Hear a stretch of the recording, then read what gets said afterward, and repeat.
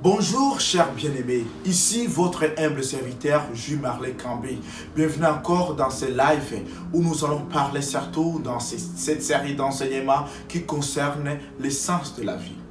L'essence de la vie est une question primordiale que beaucoup se posent. Beaucoup se posent cette question lorsque souvent ils sont confrontés face à des difficultés, face à des problèmes, face à des réalités de la vie. Souvent nous nous demandons, est-ce que ma vie a-t-elle réellement le sens ?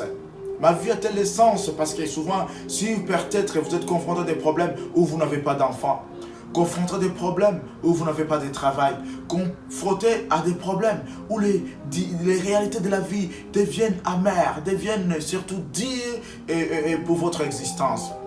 Et à ce niveau-là, beaucoup perdent l'espoir, beaucoup perdent la foi, beaucoup perdent même la visibilité, beaucoup perdent même toute espérance. Et j'aimerais vous assurer que nous qui sommes en Christ, nous avons un sens réel à la vie. Notre vie a un sens présent et un sens futur. Nous qui sommes en Christ, notre vie est cachée en lui. Et si notre vie est cachée en Christ, nous régnons avec lui. Et Christ lui-même dirige chaque chose, dirige toutes choses, se manifeste en chaque circonstance. Savez-vous pourquoi? Parce qu'il est le maître des temps et c'est lui qui crée toutes ces circonstances, comme nous dit le prophète Daniel dans le chapitre de ce livre. Alors, sans toutefois tarder, nous allons lire la parole de Dieu dans l'épître de l'apôtre Paul aux Colossiens, le chapitre 3, le verset 3. Mais pour comprendre le contexte, nous allons lire du verset 1 jusqu'au verset 4, qui dit ceci. Nous lisons dans la version, la Bible dit ses mères. Mais vous êtes aussi ressuscités avec Christ. Recherchez donc les réalités d'en haut, là où se trouve Christ qui siège à la droite de Dieu. De toute votre pensée, tendez vers les réalités d'en haut et non vers celles qui appartiennent à la terre. Car vous êtes morts et votre vie est cachée avec Christ en Dieu. Lorsque Christ apparaîtra, lui qui est votre vie, alors vous paraîtrez vous aussi avec lui dans la gloire. L'épître que nous venons de lire, c'est l'épître de l'apôtre Paul à l'église de Colosse. Cette église de Colosse n'a pas été fondée directement par l'apôtre Paul. Elle a été fondée au moment où l'apôtre Paul avait passé 3 ans à Éphèse. Alors, les disciples qui étaient là, qui ont entendu le message, qui ont écouté les enseignements, qui ont été édifiés par lui, notamment Philémon et Épaphras, sont partis dans leur ville pour constituer cette église. L'église qui était constituée par la majorité des païens. Appelons les païens les gentils, donc ceux qui sont en dehors de l'alliance, ceux qui ne sont pas ici directement de la lignée d'Abraham ou du peuple d'Israël ou de la nation juive. Alors, cette épître fait partie de ce que nous appelons les épîtres de la captivité, au même titre qu'Éphésiens, au même titre que Philémon.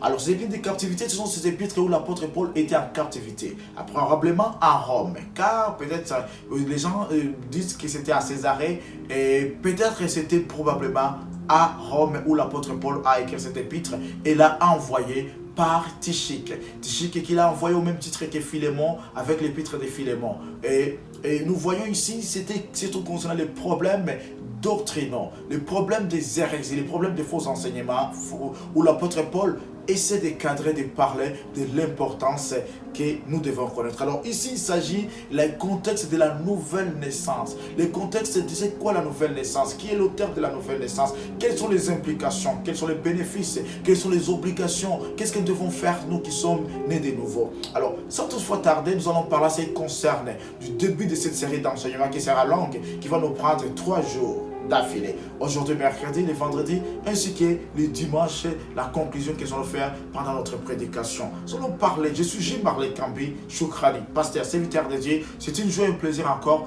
de vous servir au travers de ce thème qui s'intitule l'essence de la vie. Parlons aujourd'hui de l'essence de la vie. Et ici, comme nous l'avons vu au verset 3 de l'épître de l'apôtre Paul à l'église de Colosse, aux Colossiens, où la Bible nous dit clairement, car vous êtes morts et votre vie est cachée avec Christ en Dieu.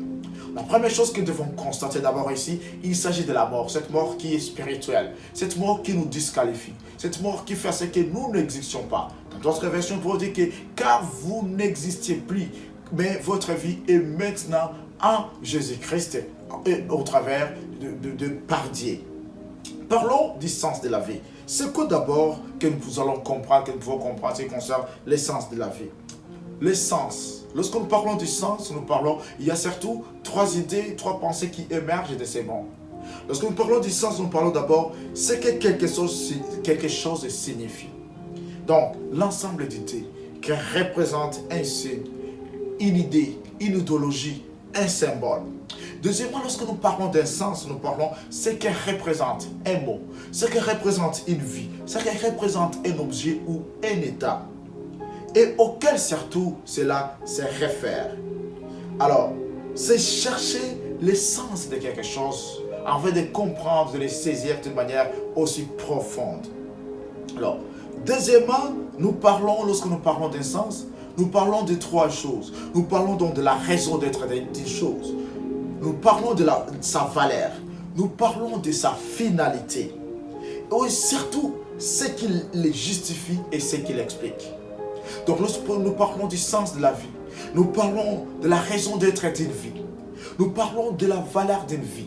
Nous parlons de la finalité d'une vie. Et surtout, ce qui justifie une vie et ce qui explique cette même vie. Et la deuxième chose, lorsqu'on parle d'une vie, ici nous voyons surtout trois pensées qui émergent, qui reviennent surtout de la vie. La vie, c'est quoi? La vie, premièrement, c'est une existence. L'existence, tout ce qui est viable. La vie, c'est l'ensemble des fonctions qui résistent à la mort. Donc, ces fonctions qui maintiennent l'homme à l'existence, qui maintiennent l'homme à la vie. Troisièmement, lorsque nous parlons de la vie, c'est quoi? C'est l'espace du temps entre la naissance et la mort ou la disparition. Alors, lorsque nous parlons le sens de la vie, c'est quoi? Nous parlons du sens de la vie en un mot. C'est la raison d'être d'une vie, sa valeur, sa finalité, ainsi que ce qui l'explique et ce qui justifie. Qui justifie quoi? Qui justifie l'ensemble des fonctions qui résistent à la mort. Nous parlons du sens de la vie. C'est quoi le sens de la vie? D'abord, premièrement, par cette parole, je vais parler surtout des trois principes qui sont fondamentaux. Le premier principe, lorsque je parle de le sens de la vie, nous devons savoir que pour que nous puissions parler du sens de la vie, pour que nous puissions parler de la vie, il doit y en avoir une source. Et c'est quoi la source? La source, c'est là où nous tirons notre substance. Donc, là où nous tirons la matière dont toute chose est formée. La matière dont toute chose existe. Alors, cette matière permet ce que nous appelons la préservation, permet ce que nous appelons l'alimentation, permet ce que nous appelons l'existence des ressources, ces ressources qui sont viables grâce à cette source. Et savez-vous, cette source, c'est de là où vient le mot hébreu Père. Car le Père, c'est la source de toutes choses. Le Père, c'est de là où chacun de nous est formé. C'est là où chacun de nous tire sa subsistance pour vivre exactement, pour vivre d'une manière permanente, d'une manière qui soit viable. Donc, le sens de la vie, nous l'avons, cet sens, grâce à une source. Et la source de toutes choses, c'est Dieu. Car Dieu est le créateur, celui qu'on appelle l'Adonai, le créateur de toutes choses, le créateur de tout ce qui existe. Donc l'essence de votre vie, l'essence de ma vie est effectif, est réel, grâce à Dieu. Savez-vous pourquoi? Parce que Dieu, il est d'abord un Dieu qui est vivant. Donc, comme le montre l'apôtre Paul, lorsqu'il parle aux Athéniens dans Acte 17, en Dieu, nous avons le mouvement, nous avons l'être, nous avons la vie. Dieu est la source de toutes choses. Dieu en Christ, il est tout ce dont nous avons besoin. En Dieu, peuple de Dieu, il est celui qui préserve notre vie. Il est celui qui garde notre vie. Il est celui qui la soutient. Donc, ma vie et ta vie ont un sens réel grâce à cette source dans laquelle plutôt nous puisons toute notre existence, nous puisons toute notre vie, nous puisons tout notre être, nous puisons tous nos mouvements afin que nous puissions vivre, afin que nous puissions demeurer d'une manière permanente et afin que nous soyons viables. Et Dieu, il est celui qui tient entre ses mains l'âme de tout ce qui vit et le souffle de tout être, comme le voyons dans Job 10, 12. Dieu, il tient dans... Job 12, 10, excusez. Dieu tient dans ses mains. Tient dans ses mains l'âme de tout ce qui vit. Le souffle de toute chair. Toute chair qui existe. Le souffle, le roua qu'on appelle en grec. Le roua. Ce que nous avons. Allez, excusez. Ce que nous avons, le souffle de vie, c'est Dieu qui les tient entre ses mains. L'âme de tout ce qui existe, l'âme. C'est ainsi que le roi David nous dit que mon âme loue l'Éternel et n'oublie aucun de ses bienfaits. Car c'est lui qui pardonne nos iniquités. C'est lui qui nous délivre de la fosse. C'est lui qui fait tout ce qui est nécessaire pour que nous puissions vivre. Et Dieu, sachant qu'il a tout fait, et nous savons que Jésus-Christ, il est la source de toutes choses. Jésus-Christ, c'est la vie. Il est vivant. Il est le chemin, la vérité, la vie, comme il nous dit dans Jean 14, 6. Et donc, c'est pour cela que l'apôtre Paul nous parle ici dans Colossiens, que notre vie, nous étions d'abord morts et notre vie est cachée en Jésus-Christ. Nous étions sans vie, sans existence. Nous étions sans considération, sans droit de citer. Mais grâce à Jésus-Christ, par sa mort à la croix, par son sacrifice sanglant, nous sommes cachés en lui. Désormais, notre existence est présente et cachée en lui. Et notre vie future, comme on le voit au verset 4, lorsque lui-même viendra, va apparaître. Nous allons paraître tels que nous sommes, dans toute notre splendeur, dans toute notre sainteté, dans toute notre sanctification, dans tout notre état. C'est ainsi que je pourrais te dire, cher frère et chère sœur, que ta vie a un sens. Pourquoi? Parce que ta vie a un sens à une condition, si ta vie est cachée à Jésus-Christ. Si tu appartiens à Jésus-Christ, si tu es en Jésus-Christ, ta vie est cachée en lui et ta vie a un sens réel. Savez-vous pourquoi? Parce que au travers de Jésus-Christ, notre vie a un sens qu'on appelle, le sens c'est surtout à 6 niveaux. Notre vie a un sens d'abord qu'on appelle le sens matériel, au sens physique. Donc, tout ce dont nous avons, la chair que nous avons, et là, ça va être l'air si nous sommes en Jésus-Christ, si nous sommes cachés à lui, si nous résidons en lui, si lui-même, il est le sens de notre vie. Notre vie est cachée à Jésus-Christ deuxièmement. En Christ, c'est à ce qu'on appelle le sens moral. C'est quoi le sens moral? Donc, ce qui est relatif à l'esprit, à l'intelligence et à la pensée. Ton esprit, ton intelligence ou ta pensée ont un sens si tu es caché en Jésus-Christ. Et troisièmement, notre vie, si elle est cachée en Jésus-Christ, elle a un sens qu'on appelle un sens qui est soit formel. Sens formel, donc, dont la précision et la netteté excluent le malentendu. Donc, nous avons une vie qui exclut ce que nous appelons l'incohérence ou toute ambiguïté en Jésus-Christ. En Jésus-Christ, c'est lui qui est caché en Jésus-Christ. Il y a le quatrième sens qu'on appelle le sens qui est juridique. Donc, nous qui étions déclarés condamnés, nous qui étions déclarés morts, nous sommes déclarés vivants. Et surtout en Christ, c'est l'inverse. En Christ d'abord, nous mourons pour vivre. C'est ça le sens juridique en Christ. Nous mourons pour vivre. Nous faisons mourir toutes choses, la chair, toutes choses. Et là, donc, nous ressuscitons avec lui et nous vivons. Mais une vie qui ne sera pas morte, une vie qui n'aura pas de fin, une vie qui sera éternelle, car cette vie est cachée en lui-même.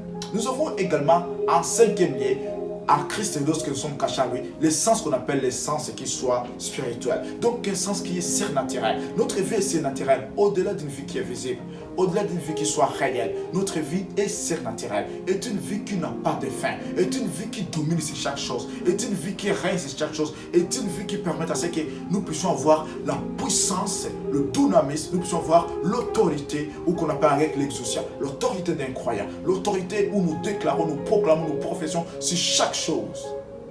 La sixième lieu, en Christ, lorsque notre vie est cachée en Christ, nous avons ce que nous appelons le sens formel. Le sens formel, donc, nous avons la vitalité de toutes nos fonctions, la vitalité de toutes choses, la vitalité de tout ce qui existe, la vitalité de tout ce qui anime notre âme, tout ce qui anime notre pensée, tout ce qui anime notre intelligence. Nous avons la vitalité d'une manière qui soit viable, si je peux me permettre de faire cette tautologie.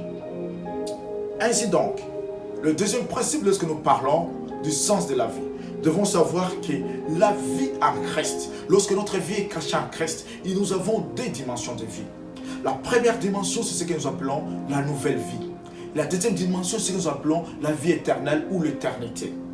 Parce que la vie nouvelle, une vie nouvelle ou la nouvelle vie, c'est ce qui nous mène vers l'éternité. C'est cette vie qui nous fait introduire afin que nous soyons les enfants légitimes de Dieu. Qui fait ce que nous puissions être des nouveaux, être appelés des nouvelles créatures. Nous puissions être appelés des gens qui sont crucifiés avec Jésus-Christ. Qui fait à ce que nous puissions être inscrits dans le livre de la vie. Qui fait ce que nous puissions avoir toute une nouveauté en Jésus-Christ. Et ensuite, la deuxième dimension, c'est ce que nous appelons la vie éternelle. Cette vie éternelle, c'est cette vie qui nous rétablit dans l'éternité. Cette vie éternelle, c'est le couronnement de la vie nouvelle. Une vie nouvelle que nous commençons donc dans ce que nous appelons dans une position, dans le positionnement en Christ. Mais au travers de ce positionnement, la marche que nous faisons, le cheminement que nous faisons en Jésus-Christ permet que nous soyons couronnés. La vie éternelle, c'est le couronnement de tout un chacun. Donc je voudrais te dire, chers frères et sœurs, que ta vie a un sens en Jésus-Christ, parce que lorsque ta vie est en Jésus-Christ, c'est une vie d'abord qui est nouvelle. Tu as une nouveauté de vie et tu es inscrit dans le livre de la vie. Mais également, cette vie te mène vers le couronnement, te mène même vers ce que nous appelons ta destinée. Cette vie te permet que tu sois couronné de justice, tu sois couronné de gloire, tu sois couronné de vérité et tu sois couronné pour l'éternité en Christ et pour Christ. Ainsi donc, le troisième principe que je vais parler, qui soit surtout qui concerne notre sens de la vie, que nous devons comprendre et que nous devons, le sens de la vie nous permet à ce que nous puissions d'abord connaître trois choses importantes. Tout sens de notre vie doit déterminer trois choses, trois facteurs cruciaux dans votre vie, trois facteurs fondamentaux. Le sens de votre vie doit vous permettre de ce que vous puissiez réellement analyser, discerner si votre passé, qui que vous étiez avant. C'est ainsi qu'au verset 3 on nous dit, nous étions morts, loin de Jésus-Christ. Et le maintenant c'est quoi? Le maintenant que notre vie est cachée en Jésus-Christ. Le verset 3, Colossiens 3:3. Dans Colossiens 3:4, on nous parle du troisième sens qu'on appelle, c'est le futur. Donc notre vie, et qui est cachée en Jésus-Christ, paraîtra. Lorsque Jésus-Christ apparaîtra, notre vie aussi va paraître. Mais notre vie va être couronnée. C'est ainsi qu'ici dans le verset 4, la Bible est claire. On nous dit très clairement, lorsque Christ apparaîtra, lui qui est votre vie, donc lui qui constitue l'essence de votre vie, lui qui constitue tout ce qui est votre être, alors vous paraîtrez vous aussi avec lui dans la gloire. Donc, nous devons comprendre ces trois aspects qui sont très très précieux, très importants. Le passé, que nous étions morts à Jésus-Christ. Sans Christ, nous sommes morts. J'ai besoin que ceux qui ne sont pas encore à Jésus-Christ sont morts spirituellement, bien que physiquement ils soient présents. Parce qu'on nous dit que lorsqu'Adam avait péché, il était devenu une âme morte et non plus une âme vivante. Donc, lorsque nous sommes loin de Christ, lorsque nous partons loin de lui, lorsque nous n'obéissons pas à sa loi, lorsque nous transgressons cette loi, nous devenons loin de lui. Loin de lui. Mais votre vie a un sens qui devez savoir, qui doit vous permettre aussi de discerner le présent, le maintenant. Nous sommes cachés à Jésus-Christ. Donc nous avons toute la richesse de Jésus-Christ. Notre vie, votre vie a un sens réel, a un sens spirituel, un sens formel, un sens spirituel, a un sens juridique. Waouh! Également, ceci doit nous permettre de discerner ce que nous appelons les futurs. Car les futurs permettra ce que nous puissions connaître et que lorsque Jésus-Christ va apparaître, nous allons régner, dominer avec lui dans la gloire. Autre que ceci, j'aimerais parler à ce qui concerne les quatre principes. C'est quoi les quatre principes? Alors, ces trois aspects permettent de nous influencer à opérer nos choix, à prendre nos décisions, mais également à suivre un cheminement. Dieu a tracé un cheminement, car la Bible nous dit, je crois dans Psaume 84, et j'oublie les versets, on dit que c'est lui qui craint l'Éternel dans son cœur, il y a les chemins tout tracés. Et il y a un cheminement déjà qui est Dieu trace dans votre cœur. Et nous savons que celui qui est en Christ réellement, si nous voulons réellement régner, dominer avec lui, nous devons opérer les choix. Mais également, nous devons prendre des décisions. C'est pour cela aujourd'hui, je vais auprès de toi pour te dire, chers frères et sœurs, prends des décisions. Opère les choix de ta destinée, le choix de ta vie, le choix qui fera ce que tu puisses réellement vivre et dominer pour l'éternité. Alors, c'est quoi les choix? Lorsque nous parlons des choix, les choix que nous devons opérer, c'est les choix qu'on appelle les choix de la destinée. Donc, les choix que nous devons faire en fonction de la foi. Nous devons faire en fonction de la connaissance de Jésus-Christ. Nous devons faire par la crainte, le tremblement de son nom, de sa gloire. Ce sont les choix que nous faisons qui ne sont pas liés à ce que nous voyons visible. Mais c'est les choix qui doivent permettre à ce que nous puissions réellement être ancrés dominer et régner en Jésus-Christ. Ce sont des choix que nous faisons, car nous savons que la vie elle-même est faite des choix. Dans Deutéronome, le chapitre 30, le verset 19 jusqu'à 20, on nous montre que Dieu, le ciel et la terre sont ses témoins. Il trace devant nous des voies. Il trace devant nous la vie ou la mort. Celui qui va choisir la vie doit vivre. Celui qui va choisir la mort, il va mourir. Il met devant nous les choix. C'est à nous de faire nos décisions. Le choix de ta vie dépend de toi. La décision de ta vie dépend de toi. Et ces choix et ces décisions permettent aussi que tu puisses cheminer avec lui. Car Dieu parle à Abraham, marche devant ma face et sois intègre. C'est ce qu'aujourd'hui j'aimerais te dire, chers frères et sœurs. Fais les choix de ta vie. Et les choix de ta vie, c'est Jésus-Christ. Car en Christ est cachée notre vie, est cachée notre éternité, est caché notre bonheur, notre joie. En Christ est caché le sens de notre vie. Mais en Christ également, lorsque nous faisons ces décisions, cela permettra que nous soyons efficaces. Alors, pour cette parole, c'est quoi d'abord les choix? Lorsque nous parlons des choix, nous parlons donc de la possibilité à faire l'option entre des réalités qui soient diamétralement opposées ou soit représentent des intérêts qui soient divergents. Et lorsque nous parlons du choix également, c'est une action qui consiste à prendre des décisions en conformité de notre conscience, de nos désirs et surtout de nos intérêts. La conscience, des désirs et des intérêts doivent se forger, se focaliser vers Jésus-Christ. Et c'est ainsi que tu dois prendre des décisions qui doivent permettre à ce que tu puisses marcher. La décision, donc, cet acte, cette action qui détermine le sens de nos actions et a comme finalité une solution que nous devons apporter entre plusieurs choix. Quel est ton choix? Quelle est ta vie? C'est quoi ton cheminement? Que ce cheminement t'apporte, trace la destination. Que ce cheminement te permette à ce que tu puisses faire le parcours et marcher avec Jésus-Christ. C'est pour cela que je demande aujourd'hui, l'essence de ta vie dépendra d'abord des choix dont tu vas opérer. L'essence de ta vie dépendra donc des décisions que tu prendras, ces décisions que Dieu place devant toi. Soit que nous voyons dans Deutéronome 30, 19 à 20, de choisir soit entre la vie ou la mort, de choisir entre la bénédiction ou la malédiction, de choisir entre Christ et Bélial, de choisir entre Jésus-Christ ou le diable. De faire ton choix. Les choix t'incombent. Et ces choix permettent à ce que tu puisses suivre la marche. Cette marche de la destinée. Cette marche qui te conduit vers l'éternité. Cette marche qui permet à ce que tu puisses réellement rayonner dans toute splendeur, dans toute joie, dans toute force, dans toute puissance. Et cette puissance que nous avons à une seule personne, en Jésus-Christ, le roi de gloire. C'est ainsi que j'aimerais t'inviter, chers frères et sœurs. Il n'est pas encore tard. Ta vie a un sens et ce sens est caché en Jésus-Christ. Ta vie a un sens si tu opères les choix. Et ces choix doivent être des choix de la destinée. Ces choix de cheminer avec Jésus-Christ. Ces choix de vivre une vie de foi, une vie de sanctification, une vie de sainteté, une vie où Christ règne, domine, une vie où Christ est assis à la droite du Père. C'est pour cela, dans Colossiens 3.1, on nous porte très clairement de rechercher donc les choses d'en haut, les réalités d'en haut. Ces réalités où Christ se trouve, où se trouve Christ. Ces réalités où Christ est assis à la droite du Père. Il est très important que nous puissions chercher les choses d'en haut. Il est très important que nous puissions nous accrocher à Jésus-Christ. Il est très important que nous puissions prendre des décisions, que nous puissions opérer des choix. Il est très important que nous puissions réellement entrer dans notre parcours, faire une marche et marcher avec Dieu devant sa face, dans toute intégrité, comme nous voyons dans Genèse 17, 1b. De marcher avec Jésus-Christ, de marcher avec lui, de marcher devant sa face en étant intègre. Alors, sur ces faits, nous allons continuer la suite le vendredi et le dimanche. Que Dieu vous bénisse très abondamment. Et merci d'avoir été connecté.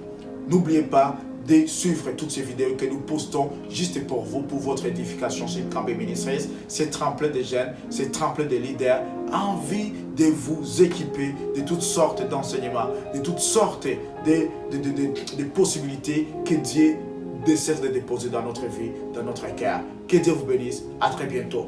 Nous avons un compte YouTube également, vous pouvez l'aimer, vous pouvez cliquer et vous serez édifié. À très bientôt pour la suite. Merci beaucoup.